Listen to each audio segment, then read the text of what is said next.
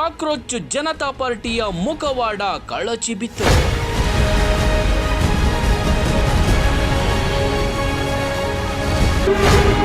ಇಪ್ಪತ್ತೊಂದು ಜನ ನೀಟ್ ವಿದ್ಯಾರ್ಥಿಗಳ ನಿಧನಕ್ಕೆ ಸಿಜೆಪಿ ಸಂತಾಪ ಸೂಚಿಸದೆ ಪಾರ್ಟಿ ಮಾಡಿದ್ರು.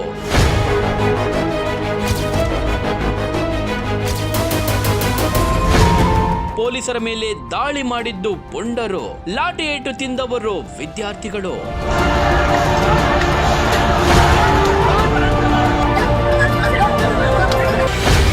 ಪ್ರತಿಭಟನೆಗೆ ಬಡ ಯುವಕರು, ಪಾರ್ಟಿ ಮೋಜು ಮಸ್ತಿಗೆ ಸಿಜೆಪಿ ನಾಯಕರು.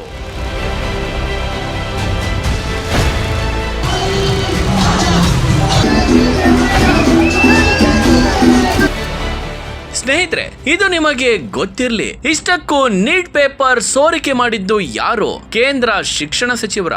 ದೇಶದ ಎಂತಹ ಅವಿದ್ಯಾವಂತನಿಗೂ ಗೊತ್ತಾಗುತ್ತೆ, ಅವರು ಮಾಡೋದಕ್ಕೆ ಸಾಧ್ಯವೇ ಇಲ್ಲ. ಇಷ್ಟಕ್ಕೂ ಮಾಡಿದ್ಯಾರು ಗೊತ್ತಾ? ವ್ಯವಸ್ಥೆಯಲ್ಲಿರುವ ಪ್ರೊಫೆಸರ್ಗಳು. ಶಿಕ್ಷೆ ಆಗಬೇಕಾಗಿದ್ದು ಯಾರಿಗೆ? ಕೋಚಿಂಗ್ ಮಾಫಿಯಾಗಳಲ್ಲಿ ಭಾಗಿಯಾದ ಪ್ರೊಫೆಸರ್ಗಳಿಗೆ. ಆದ್ರೆ ಇಲ್ಲಿ ರಾಜೀನಾಮೆ ನೀಡಿದ್ದು ಯಾರು? ಕೇಂದ್ರ ಶಿಕ್ಷಣ ಸಚಿವರು. ಕೇಂದ್ರ ಶಿಕ್ಷಣ ಸಚಿವ ಧರ್ಮೇಂದ್ರ ಪ್ರಧಾನ್ ಅವರು ರಾಜೀನಾಮೆ ನೀಡಿಬಿಟ್ರು. ಜಿರಳೆ ಪಾರ್ಟಿ ಹಾಕಿದ್ದ ಪ್ರತಿಭಟನೆಯ ಟೆಂಟ್ ಗಳನ್ನ ಖಾಲಿ ಮಾಡಿಕೊಂಡು ಮನೆ ಕಡೆ ಹೊರಟ್ರು. ಪಾರ್ಟಿ ಮಾಡಿ ಕುಣಿದು ಕುಪ್ಪಳಿಸಿದ್ರು. ಸಿಜೆಪಿ ಜಿರಳೆ ಸಂತತಿಗಳಿಗೆ ಬೇಕಾಗಿದ್ದು ನೀಟ್ ವಿದ್ಯಾರ್ಥಿಗಳ ಭವಿಷ್ಯಕ್ಕಿಂತ ಹೆಚ್ಚಾಗಿ ಮೋದಿ ಸರ್ಕಾರವನ್ನ ಅಂತಾರಾಷ್ಟ್ರೀಯ ಮಟ್ಟದಲ್ಲಿ ದೇಶದಲ್ಲಿ ಅರಾಜಕತೆ ಸೃಷ್ಟಿಸುವ ಹುನ್ನಾರ ಇದಾಗಿತ್ತು.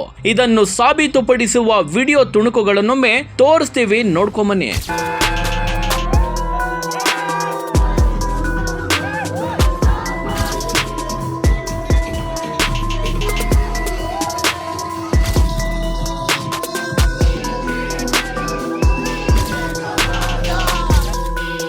ಹೌದು, ಅಕ್ಷರಶಃ ಕಾಕ್ರೋಚ್ ಜನತಾ ಪಾರ್ಟಿಯ ಮುಖವಾಡ ಇದೀಗ ಕಳಚಿ ಬಿದ್ದಿದೆ. ದೇಶದಲ್ಲಿ 21 ಜನ ನೀಟ್ ವಿದ್ಯಾರ್ಥಿಗಳು ಪ್ರಾಣ ಕಳೆದುಕೊಂಡ್ರು. ಪೋಷಕರು ಕಣ್ಣೀರಲ್ಲಿ ಕೈ ತೊಳೆಯುತ್ತಿದ್ದಾರೆ. ಪ್ರೊಟೆಸ್ಟ್ ನೆಪದಲ್ಲಿ ಸಿಜೆಪಿ ತಮ್ಮ ಬೇಳೆ ಬೇಯಿಸಿಕೊಂಡ್ರೆ, ಇತ್ತ ಕಾಂಗ್ರೆಸ್ ಸೇರಿದಂತೆ ಇತರೆ ನಾಯಕರುಗಳು ತಮ್ಮ ಪಕ್ಷದ ಪ್ರಚಾರದಲ್ಲಿ ತೊಡಗಿಬಿಟ್ರು.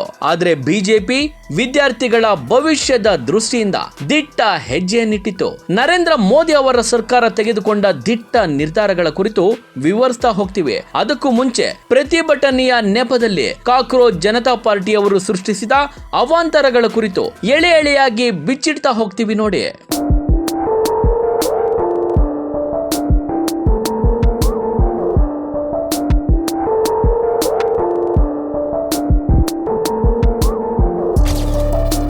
ನೀಟ್ ಪರೀಕ್ಷೆಯ ಅಕ್ರಮಗಳು, ಪ್ರಶ್ನೆ ಪತ್ರಿಕೆ ಸೋರಿಕೆ, ಪರೀಕ್ಷೆ ರದ್ದತಿ ಹಾಗೂ ಮರುಪರೀಕ್ಷೆಯ ಅನಿಶ್ಚಿತತೆ ಮತ್ತು ನಿರೀಕ್ಷಿತ ಅಂಕಗಳು ಸಿಗದ ಕಾರಣ ಉಂಟಾದ ತೀವ್ರ ಮಾನಸಿಕ ಒತ್ತಡದಿಂದಾಗಿ ದೇಶದಾದ್ಯಂತ ಅಂದಾಜು 21 ಜನ ನೀಟ್ ವಿದ್ಯಾರ್ಥಿಗಳು ಆತ್ಮಹತ್ಯೆಗೆ ಶರಣಾಗಿದ್ದು ದುರಂತವೇ ಸರಿ.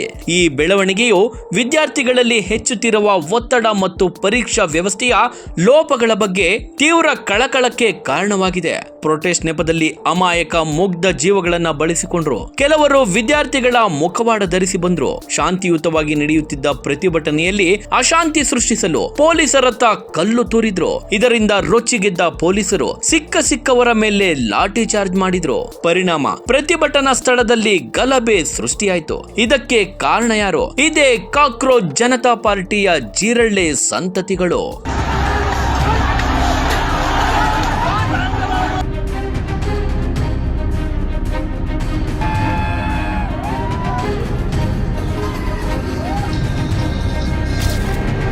ಕಾಕ್ರೋಚ್ ಜನತಾ ಪಾರ್ಟಿಯ ಈ ಎಲ್ಲ ಅವಾಂತರಗಳನ್ನ ಗಮನಿಸಿದ ಕೇಂದ್ರ ಶಿಕ್ಷಣ ಸಚಿವ ಧರ್ಮೇಂದ್ರ ಪ್ರಧಾನ್ ಅವರು ತಮ್ಮ ಸಚಿವ ಸ್ಥಾನಕ್ಕೆ ಯಾವುದೇ ತಪ್ಪಿಲ್ಲದೆ ಇದ್ರೂ ಕೂಡ ರಾಜೀನಾಮೆಯನ್ನ ನೀಡಿಬಿಟ್ರು. ಸಿಜೆಪಿ ಪ್ರತಿಭಟನೆ ಹಿಂಪಡೆದ್ರು. ಇಷ್ಟಕ್ಕೆ ಸುಮ್ಮನಾಗದ ಮೋದಿ ಸರ್ಕಾರ ದೇಶದ ಯುವಕರ ಭವಿಷ್ಯದ ದೃಷ್ಟಿಯಿಂದ ನೀಟ್ ವಿದ್ಯಾರ್ಥಿಗಳ ಹಿತಾಸಕ್ತಿ ಕಾಯ್ದುಕೊಳ್ಳಲು ದಿಟ್ಟ ನಿರ್ಧಾರ ಕೈಗೊಂಡ್ರು. ಕೇಂದ್ರ ಸರ್ಕಾರ ಇದೀಗ ನೀಟ್ ಪರೀಕ್ಷೆ ನಡೆಸುವ ಅಂತಾರಾಷ್ಟ್ರೀಯ ಪರೀಕ್ಷಾ ಸಂಸ್ಥೆ NTA ಸಿಎನಲ್ಲಿ ಮೇಜರ್ ಸರ್ಜರಿ ಮಾಡಿದ್ದು 47 ಅಧಿಕಾರಿಗಳನ್ನ ಮುಲಾಜಿಲ್ಲದೆ ವಜಾಗೊಳಿಸಿದೆ. ಅಷ್ಟೇ ಅಲ್ಲದೆ ಕೆಲವು ಅಧಿಕಾರಿಗಳ ವಿರುದ್ಧ ಕಾನೂನು ಮತ್ತು ಕ್ರಿಮಿನಲ್ ಮೊಕದ್ದಮೆಗಳನ್ನ ಹೂಡಲು ಮುಂದಾಗಿದೆ. ಆದ್ರೆ ಸಿಜೆಪಿ ಪಕ್ಷ ಮಾಡಿದ್ದು ಏನು? ಕನಿಷ್ಠ ಪಕ್ಷ ಪ್ರಾಣ ಕಳೆದುಕೊಂಡ ನೀಟ್ ವಿದ್ಯಾರ್ಥಿಗಳಿಗೆ ಸಂತಾಪ ಸೂಚಿಸುವ ಗೋಜಿಗೂ ಹೋಗ್ಲಿಲ್ಲ. ಪಾರ್ಟಿ ಮೋಜು ಮಸ್ತಿ ಅಂತ ಕುಣಿದು ಕುಪ್ಪಳಿಸಿದ್ರು. ಇದು ಜನತಾ ಪಾರ್ಟಿಯ ಅಸಲಿ ಮುಖವಾಡ.